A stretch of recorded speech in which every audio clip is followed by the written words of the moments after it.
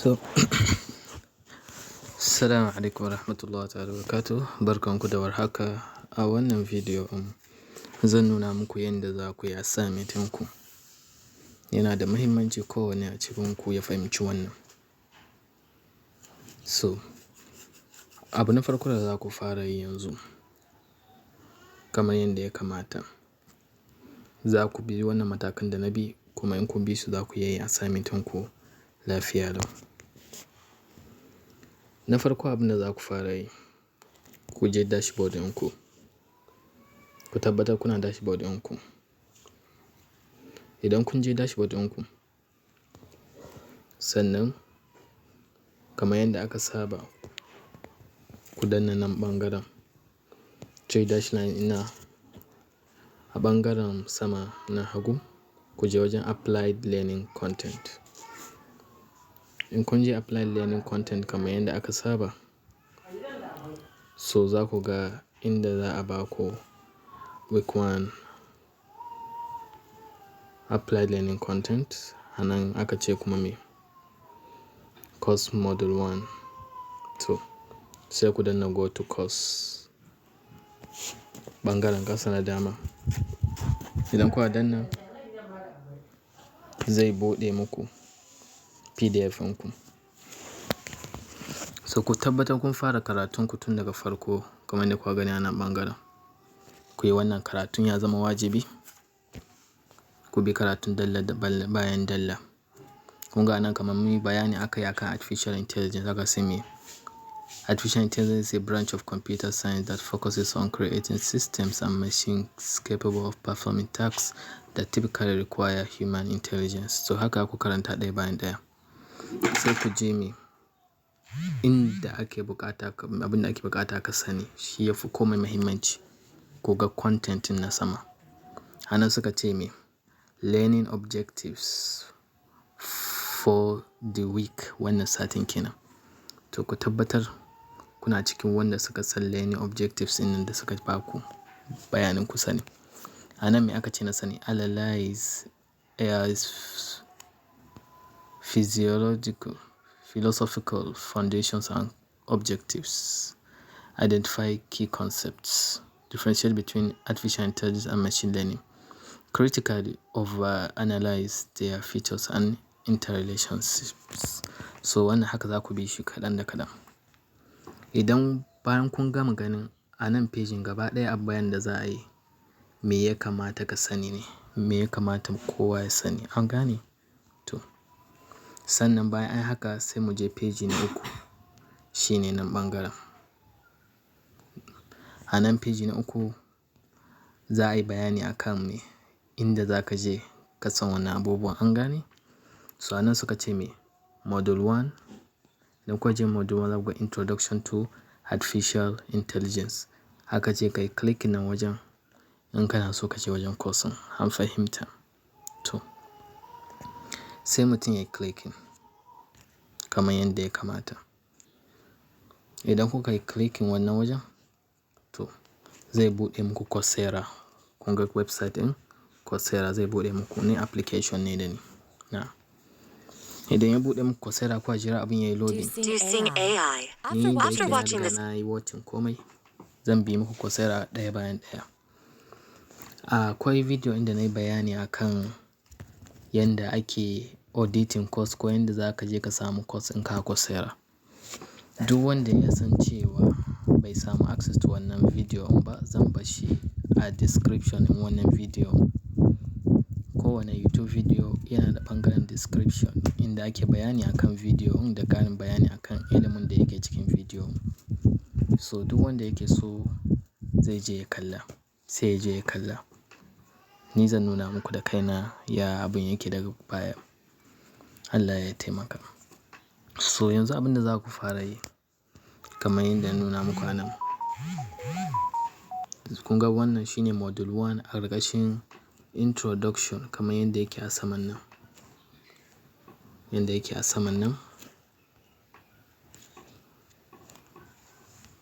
Muna da Introduction to Artificial Intelligence. So wannan shine module 1.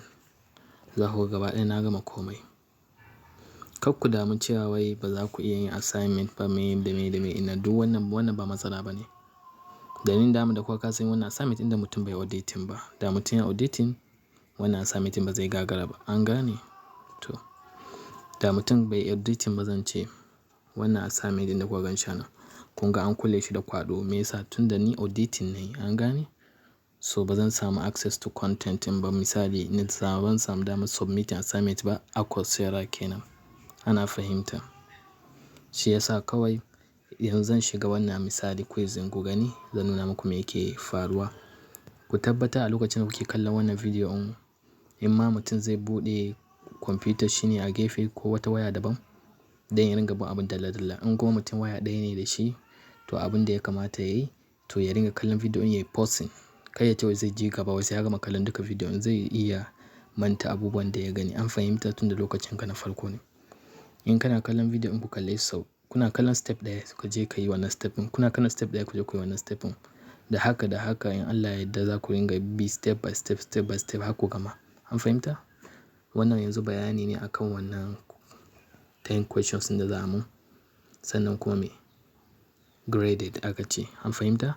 Amma kun ga ana an ce upgrade to submit. Me yasa aka ce upgrade to submit? Dan na yi auditing course ɗin. Bari in nuna muku me zai faru. Upgrade to submit. So na riga na yi enrolling amma auditing ɗin shi ne. An gane?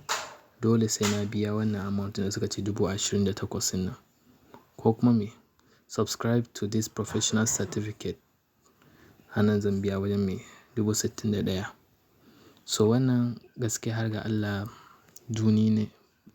Mun riga mun yi wannan me ake kira auditing kawai za mu samu ilimin ne. Ilimin kawai muke bukata. Dream Team ilimin kawai take bukata mu samu. An gane? Ba certificate ba ruwanta da certificate mu samu certificate in Coursera. An gane? Mu je baya. So kamar yadda kuka gani zan je na clicking preview kamar yadda kuka gani preview a nan. Sannan za ku ga me zai faru. Duka tambayoyi na riga na amsa su ɗaya bayan ɗaya. An gane har tambayoyi na ƙarshe. So shi ne abin da nake so in nuna muku. Hakan shi ma za ku ga in muka je module 2. In za mu je module 2 nan za mu danna wannan. Za mu je module 2. Bari mu danna. So ga mu nan shi ma na yi submitting komai. Na gama komai. Illa kawai wannan na ƙasan nan ne shi ne kawai dai ban gama ba. Kun gan shi nan na zagaye shi. Week 2 quiz kamar yadda suka ce. So kamar yadda na ce muku za ku je ku yi quiz ɗin. Quiz ɗin ana so ka yi shi don ka yi san ilimin ka kai ilimin ko ba ka kai ilimin ba. Na muku bayanin komai preview upgrade to submit duk na muku wannan bayanin. In aka danna upgrade to submit kawai za ka ga da cewa kai ba ka iya submitting ba. Rashin submitting zai sa me ba za a iya grading in ka. Rashin grading in ka zai sa ba za a iya ba ka certificate ba. An gane? Yawa amma kar ku damu da wannan. Sai mu danna preview kamar yadda muku za ka amsa komai. Abin da ake so ka dan da ake so ka amsa don ka samu ilimin ne. An fahimta? Samun ilimin shi ne abin da ake so kowanne a cikinmu ya yi. So bayan mun gama wannan alhamdulillah mun wuce komai lafiya lau. So abin da za mu yi yanzu za mu je module 3. In za mu je module 3 shi ma zan danna nan. An gane? To yanzu kun ga farin ya dawo kan module 3 alamar me na je module 3. Ku sani ba dole ku ga na ku wai is black in color ba. Shi wannan a settings ne na sa shi ya zama black in color. An gane? So settings ɗin kowa zai iya caccanja settings ɗin. So mun je module 3 za ku na gama komai shi ma na gama komai. So shi ma haka za ku je week 3 quiz. Ku je ku yi komai kamar yadda ya kamata. Za ku bi ku yi komai. So preview da sauransu haka ka don ku samu dama amsa tambayoyin kamar yadda na yi. Fatan ana fahimta. Abin da nake so yanzu wanda yafi kowa muhimmanci banda na ba ku wannan video ku yi commenting. Commenting is very very important. Ku yi commenting ku faɗa me kuka fahimta a video nan me ba ku fahimta me kuke so ya kuke so abin ya kasance kowa dai sai kun commenting zan gane. So yanzu za mu je module 4 a nan ɓangaren gashi nan. Za mu danna sannan kuma haka in kun ga na bi gaba ɗaya za ku koma an gama yin shi. So haka abin yake za ku abi kowanne haka. An fahimta? Ai komai da komai yanda ya kamata kamar yadda na ce muku. Idan kuka gama wannan gaba ɗaya ilimin kawai ake so mutum ya samu a kan shi. Kar ka zo da link daga nan ka ce akwai link da ake so ka ɗauka daga Coursera ka kai shi ka gama komai. An gane? To sai mutum ya ƙara zuwa ya buɗe ya je asali inda yake wannan ɓangaren. An fahimta? So yanzu ka gama da wannan page. An fahimta?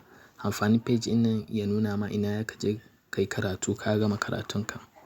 Yanzu ka gama da wannan page. An gane? Wannan page ɗin dama tun daga farko na saman wannan page nan me ya kamata ka sani. An gane? Kuma ka je wannan page ɗin kuma ka riga ka san komai. An gane? So akwai ma additional videos a nan za ku gansu guda biyun nan. Sun ce mutum ya je ya click additional videos ɗin nan don ya je ya ƙara sanin abubuwa. An fahimta? Ina ga most probably YouTube zai kai mu. Do you know what's hiding in your business's data? Companies of all sizes use BigQuery to uncover new insights from their data, like cost savings, operational efficiencies, and new ways to grow revenue. BigQuery is good. Learn how to get ChatGPT and other. Haka za ku je ku fahimci me yake faruwa da sauransu haka. Haka shi ma za ku ƙara komawa kan wannan danna ɗaya video. Click here. Wannan ɗaya video ina na ƙasa. Shi ma ku danna ku je. Ana fahimta? Ku yi commenting shi zai sa na gane kuna ganewa ko ba kwa ganewa. Mun gama da wannan inda aka ce mu je mu koyi abin da ya kamata. An fahimta? Bayan mun gama koya yanzu kuma mun zo kan wannan ɓangaren. An fahimta? So a nan za a yi bayani. Ku tsaya ku fahimci me zan ce a nan. Aka ce me weekly applied learning assignment. Nan shi ne abin da ya fi muhimmanci. In ba za ka yi nan ba wannan page gaba ɗaya to duk abin da ka yi daga baya a wajen train MTT kamar ba ka yi ba. An gane? So a tsaya a mai da hankali sosai na ce sosai a kan nan ɓangaren. To bari na karanta. For this week complete the following tasks and submit on your portal as your assignment for the week. An gane? So ku bi abin da suka ce. An gane? Aka ce me a wannan satin abin da za ku yi ga bayanin abubuwan da za ku yi. Bayani na farko ga shi nan, bayani na biyu ga shi nan. An fahimta? Bayani guda nawa? Guda biyu. Ga na ɗaya bayani na ɗaya a sama shine wannan. Bayani na biyu shine wannan. An gane? Aka ce kuma me submit a detailed report of the above tasks in the assignment tab. Zan nuna muku ya za ku yi wannan. Ana ganewa? To so yanzu abin da za ku yi na biyu bayani zan muku akan abubuwan da za ku yi da nawa zan yi amfani. Aka ce discuss the importance of machine learning in various industries.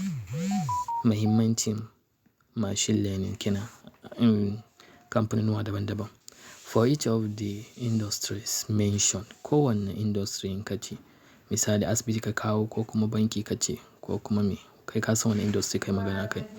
Give 5 core uses of machine learning. Ka faɗi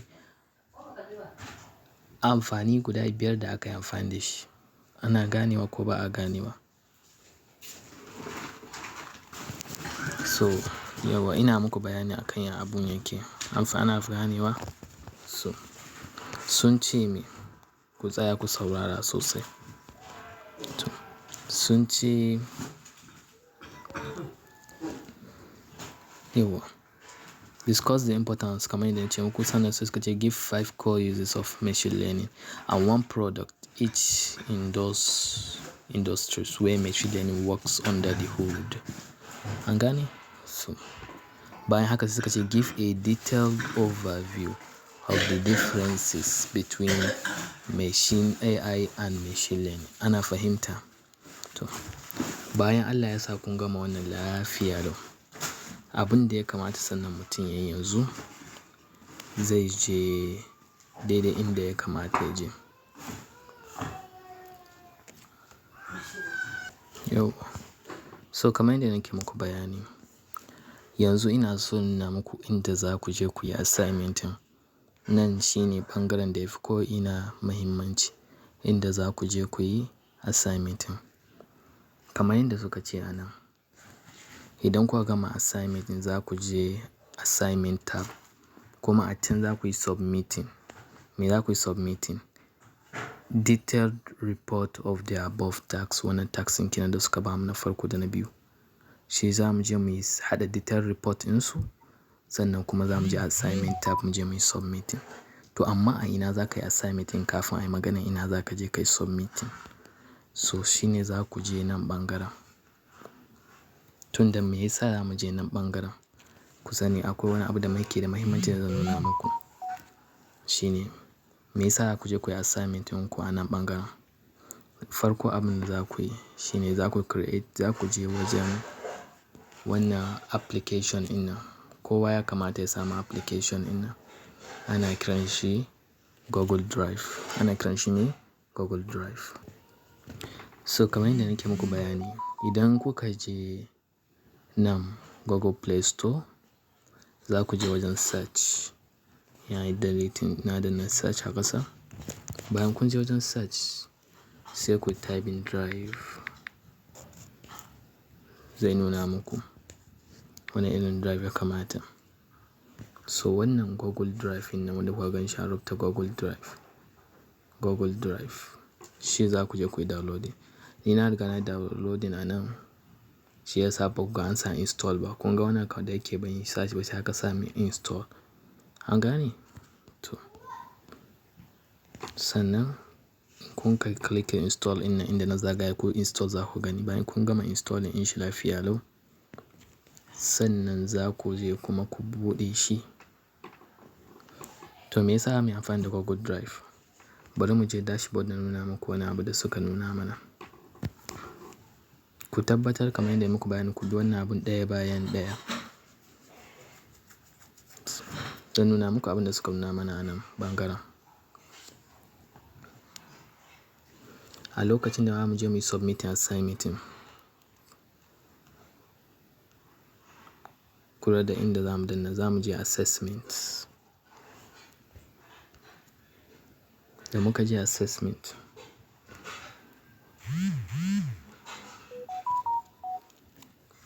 za mu je mu danna wannan dot nan guda uku nan ga su nan. Idan muka danna su, za mu danna submit. An gane? Za mu danna submit. Idan muka danna submit, za ku ga me suka ce? Link za mu ba su. Link suka ce za mu ba su. So dalilin haka tunda link suke so, dole inda za mu je mu yi assignment ɗin ya zama za mu iya converting shi abin da ya riƙe assignment ɗin a matsayin link, sannan mu iya ba da linkin abun. An gane? Ba wai wani file za mu musu uploading ba da yake wani abu. An fahimta? Link za mu ba su. An gane? To wannan shi ya sa ya zama wajibi mu yi amfani da drive ɗin da muka yi downloading daga Google Play Store. So za mu je wajen drive, za mu je ta yaya za mu je wajen drive yanzu? Farko abin da za mu yi in mun shigo drive, za mu je mu yi click wannan plus ɗin an gan shi a nan ɓangaren. Idan muka yi clicking, sannan za mu zo mu yi clicking kuma Google Docs. Bayan mun clicking da Google Docs, za mu yi creating new document. Amma ni yanzu sanda suka nuna mun sai na je na yi installing nawa. Babu a nan. An gane? So zan danna install. In jira ya gama shiga sai na dawo. To kamar yadda kuka gani ya gama shiga, ya gama installing, sai yanzu zan yi clicking open tunda ya gama shigowa. In danna open. Sai kuma sai in jira ya buɗe. Sai suka ce kuma notice anything different in dark mode, easier on eyes at night. Shi ne dai kawai bayani dai me yake faruwa dai. So bayan na je nan docs ɗin, sai na je nan ƙasa inda aka sa plus. Kun gan shi a nan? Da na danna sai na ce me? In danna new document. An fahimta? Zan danna new document. To In na danna wannan wanda yake kamar pen haka, sai yanzu ba matsala. Sai na fara rubutuna. A nan zan yi assignment ɗin. Tambayoyin da suka mun su zan je in duba. Mu je mu duba tambaya na farko da suka mana a Google Docs mu. Tambaya na farko da suka mana shine me? Discuss the importance na tambayar ta farkon nan. Ga ta nan tambaya na farkon nan. Discuss the importance kamar da suka ce ana of machine learning in various industries. For each of the industries mentioned, give 5 core uses of machine learning. So yanzu da farko an fara ansa ɓangare na farko ko ɓangaren farko na tambayar. Discuss the importance of machine learning in various industries. Sai mu je daidai inda docs mu yake. Sai in ce me? Importance of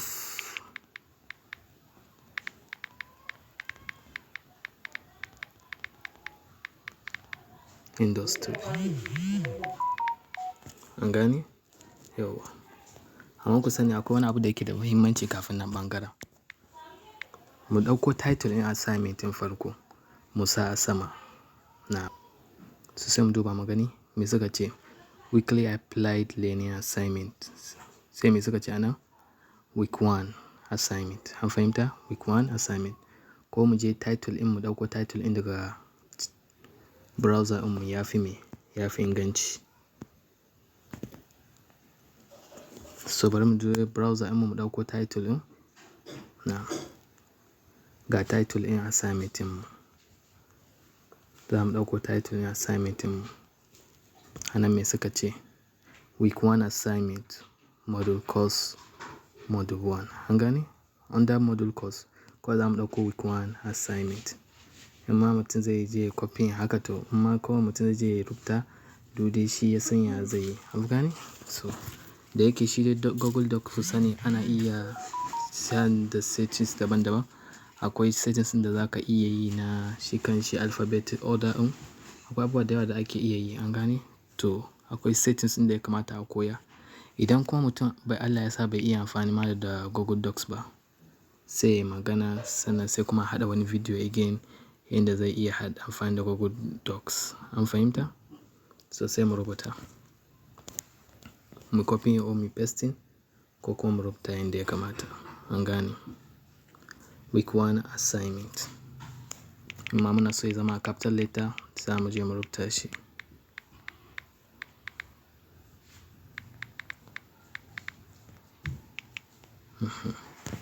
Sannan sai mu je mu ansa ɓangare na farko.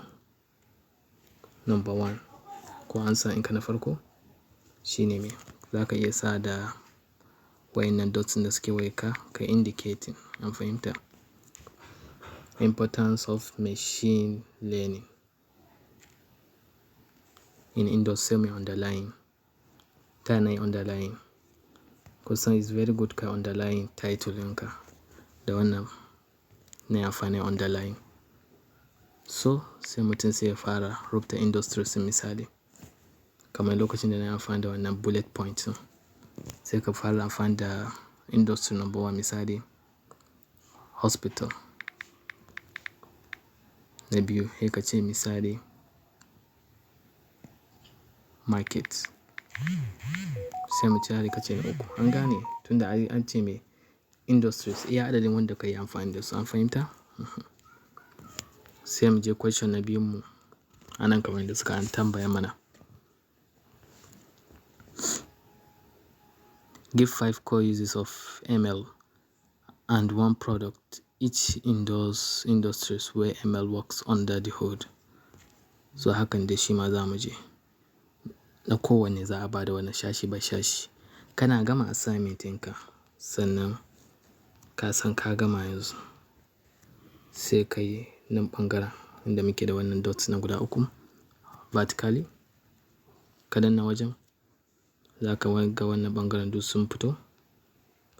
To inda aka sa share and export, za ka je ka danna wannan wajen. Bayan ka danna share and export, za ka danna inda aka ce mai manage access. Manage access in ka je nan ɓangaren za ka je ka sa wa zai iya samun access, an fahimta? Sai mu je wajen manage access. Kuma currently me suka ce owner, ni ne min owner. Cause wannan email ina ne, ni ne da shi. Amma ana me suka ce under general access me aka ce restricted. So dole sai mun canja. Aka ce only people added can open with the link. So link in kun ga yanzu amfanin ita kanta wannan application in nan da ake kira mai Google Docs. Ita kanta application in nan Google Docs amfanin ta kenan. Yana iya sa ka rubuta abu sannan kuma me kuka yi sending file ɗin sai kawai sai ka share link. An gane kamar sun suka ce the link. So sai mu je wajen change in nan inda aka sa change. Muka danna za ku ga an ce me only people added can open restricted. Amma sai mu je mu danna nan arrow in nan greater than wanda ke kallon nan. Options in mu idan suka fito. So sai sannan mu je mu duba mu choose anyone with the link. General access sai mu ce anyone with the link. An fahimta? Sai mu clicking. Idan muka clicking za ku ga yanzu me zai kasance. Aka ce anyone with the link. Anyone on the internet with this link can view. An fahimta? So yanzu kun ga abin ya canja ya dawo nan wannan arrow tick mark in nan. Sai yana nufi mun canja settings ɗin. So bayan mun gama haka sai mu ringa danna back arrow mu ta tafiya baya. Muka gama tafiya baya mu ƙara danna inda muka je. Mu ƙara danna share and export kamar yadda muka yi da. Sannan sai kuma sai mu je back mu ƙara dannawa share and export. Sannan sai mu je daidai wajen copy link. An gane? Copy link sai mutum ya copy link. Duk wannan abubuwan da ka rubuta za a tura linkin abu.